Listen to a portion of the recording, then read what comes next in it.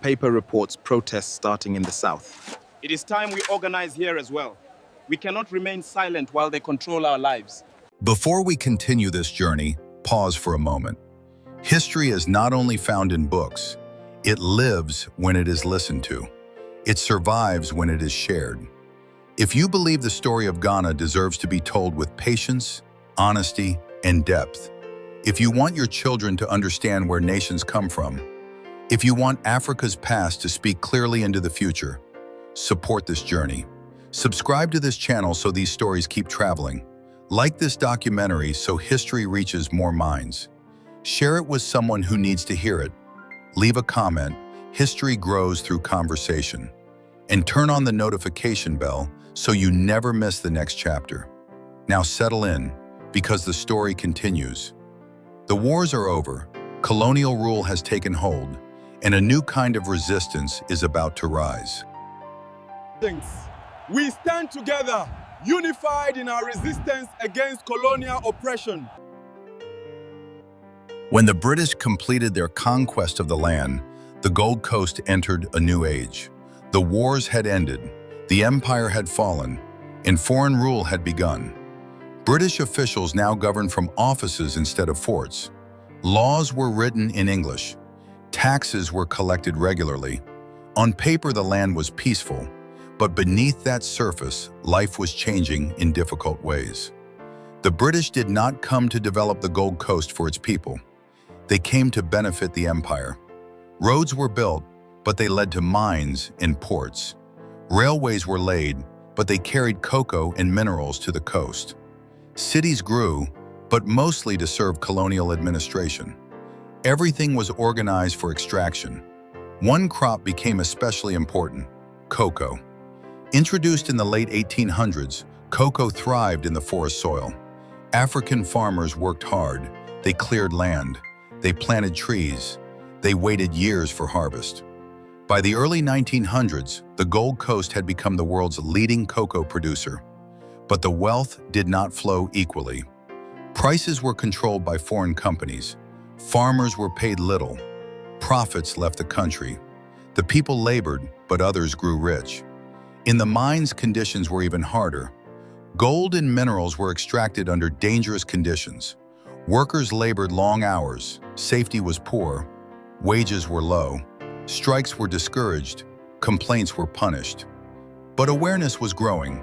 Education played a powerful role. Missionary schools spread across the colony. Children learned to read and write. They learned about the wider world. They learned ideas about rights and freedom. Some Africans traveled abroad to study. They returned with new questions.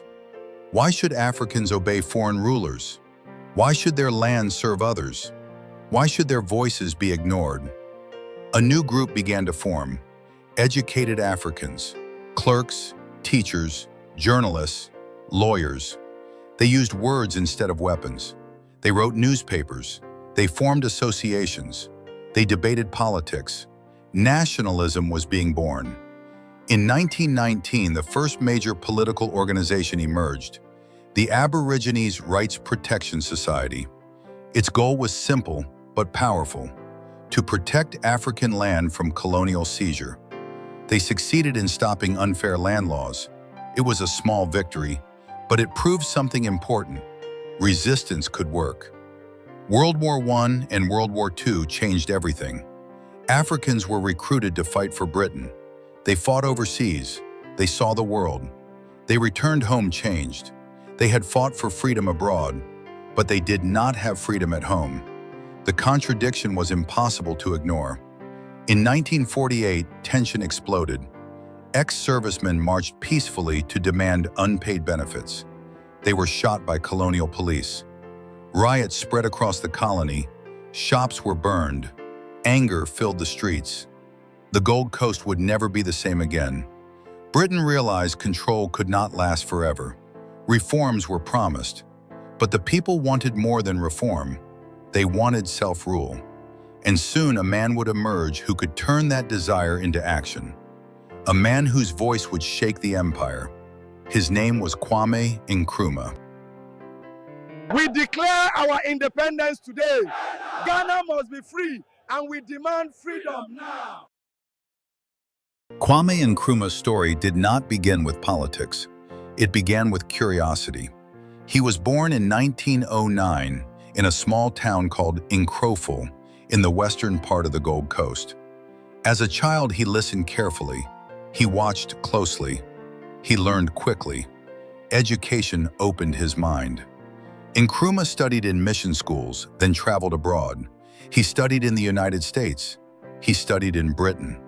There he met other Africans and people of African descent. Together they talked about freedom. They talked about Africa. They talked about a future without colonial rule. These ideas changed him forever. When Nkrumah returned to the Gold Coast in 1947, the land was restless. People were angry. People were hopeful. People were ready. Nkrumah joined the United Gold Coast Convention, known as the UGCC, but he wanted faster change. The UGCC wanted gradual reform. Nkrumah wanted independence, now. In 1949, he formed a new party, the Convention People's Party, or CPP. Its message was simple and powerful. Self-government now. Workers listened. Farmers listened. Youth listened. The movement spread like fire. The British arrested Nkrumah. They believed prison would stop him. It did not. From jail, he won elections. The people had spoken. Britain had to listen.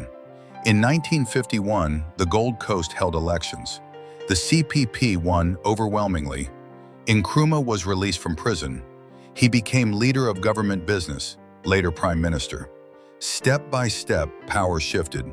More elections followed. More victories came. The path was clear. On March 6, 1957, history was made. The Gold Coast became Ghana. At midnight, the new flag was raised. Red for the blood of the people, gold for the wealth of the land, green for the forests, black star for African freedom. Nkrumah spoke to the world. Ghana is free forever. Africa was watching. Ghana's independence inspired a continent.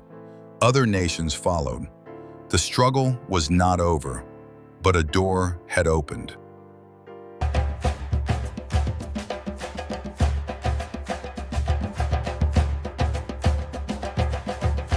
Independence had come, but freedom was only the beginning. Now Ghana faced a new challenge. How does a new nation build itself? Kwame Nkrumah believed the answer was unity, speed, and vision. He moved quickly. Nkrumah wanted Ghana to stand strong and independent. He invested heavily in schools, roads, hospitals, industries. He believed education was the key to the future. Children were sent to school in large numbers. Universities expanded. Teachers were trained. A new generation was being shaped. Nkrumah also believed Ghana could not stand alone.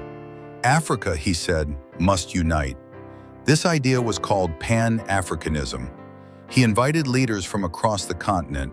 He supported liberation movements. He helped form the Organization of African Unity. Ghana became a symbol of African hope.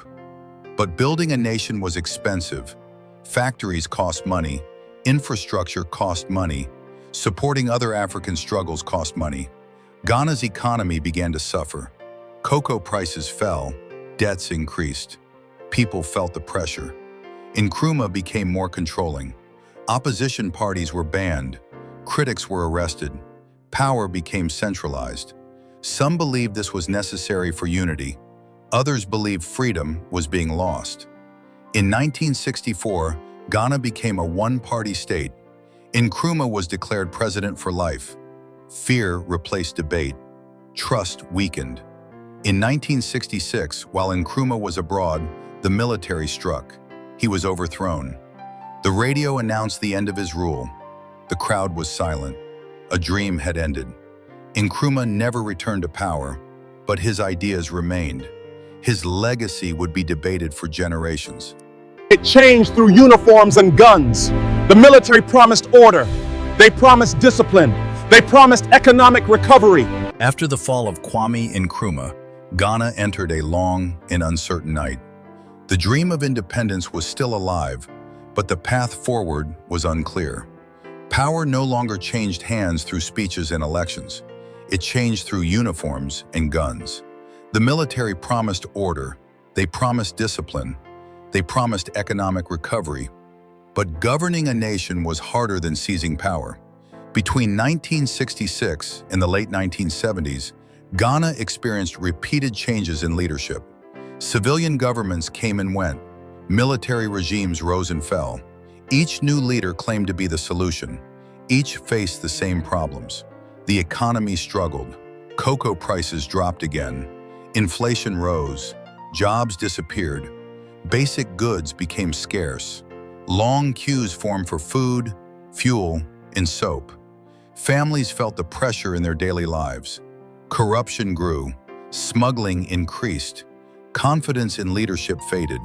Many Ghanaians began to lose hope. In 1979, a young flight lieutenant emerged. His name was Jerry John Rawlings. He spoke with anger and urgency. He accused leaders of greed. He accused the system of betrayal. The people listened. Rawlings led a coup. Senior officers were arrested. Some were executed. The nation was shocked. Rawlings said it was necessary. He said the country needed cleansing. Soon after, Rawlings handed power to a civilian government, but instability returned. In 1981, Rawlings struck again. This time he stayed. His rule was strict. Discipline was enforced. Opposition was limited. Fear returned.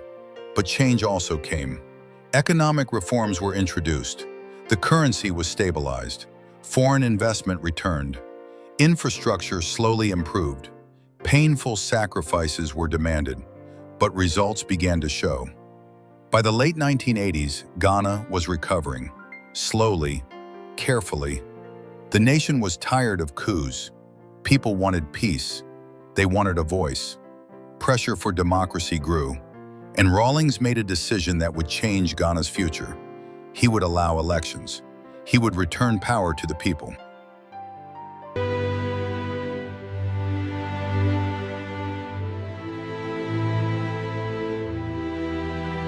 As this story unfolds, remember something important. Histories like this survive only when they are carried forward.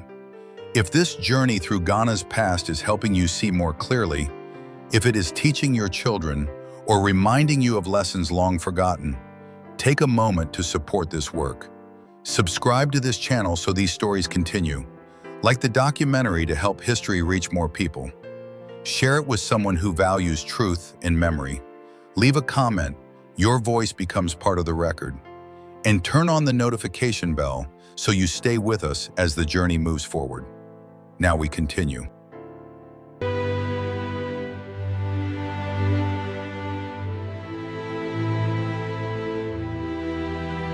By the early 1990s, Ghana stood at a crossroads. The years of coups had exhausted the nation. Military rule had brought order, but at a cost. The people wanted stability. They wanted dignity. They wanted a voice. The call for democracy could no longer be ignored. In 1992, a new constitution was introduced. It promised free elections, multiple political parties, separation of powers, protection of human rights. For the first time in many years, the future felt open again. Jerry John Rawlings stepped forward, not as a soldier, but as a civilian. He formed a political party. He contested elections. The people voted. Rawlings won. Ghana had returned to democratic rule. This moment was historic. Power was no longer held by force. It was given by the people. And when Rawlings completed his terms, he stepped aside peacefully. That single act changed Ghana forever. It proved democracy could survive. New leaders followed. Different parties took power. Elections were held regularly. Sometimes they were tense, sometimes closely contested, but the results were respected. The army stayed in the barracks. Ghana became known across Africa for something rare: political stability. Life in modern Ghana began to transform.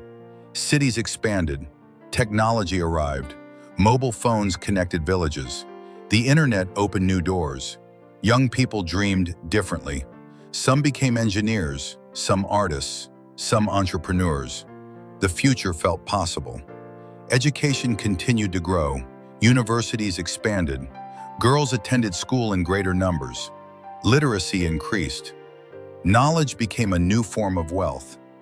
Ghana's culture remained strong. Festivals were celebrated. Traditional leaders were respected. Music, dance, and storytelling thrived. The old and the new walked side by side. Challenges did not disappear. Poverty still existed. Unemployment remained a struggle. Corruption had not vanished. But now, problems could be discussed openly, citizens could speak, and leaders could be changed without bloodshed. Ghana was no longer just a former colony, it was a living nation. A nation learning from its past, a nation shaping its future. Ghana's legacy is our foundation. With lessons from history, we look to the road ahead, building a new future. History does not end, it continues to speak. And Ghana's story is one of the loudest voices in Africa's past and present. From the ancient days of the Ghana Empire, when gold crossed the Sahara and kings ruled with justice, to the rise of powerful Akan states, to the arrival of Europeans in the dark age of slavery, to colonial rule and resistance, to independence, struggle, and rebirth, Ghana has walked every road history could offer. The land remembers. Every river carries memory. Every drumbeat carries story. Every proverb carries wisdom. Ghana's greatest lesson is simple but deep. Power alone does not make a nation. People do. Empires fell when unity broke. Colonialism lasted when voices were silenced. Freedom survived when courage spoke louder than fear. Ghana taught Africa something powerful, that independence is possible, that democracy can survive, that peace can be chosen again and again. Today, Ghana stands as a bridge between past and future, between tradition and modernity, between Africa and the world. Children in classrooms learn not only dates, but meaning, that freedom must be protected, that leadership must be questioned, that history must be remembered. The future will bring new challenges, climate change, technology, global pressure, but Ghana has faced storms before and survived. The story of Ghana is not perfect, but it is honest, and honesty is strength. As this journey ends, remember this: history is not only something we watch, it is something we become. If this documentary helped you understand Ghana's past, if it opened your mind or touched your heart, support this work. Subscribe to the channel, like the documentary, share it so these stories travel further. Leave a comment, history lives in discussion, and turn on the notification bell so you don't miss the next journey.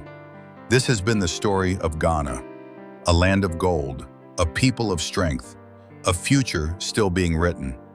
The journey continues.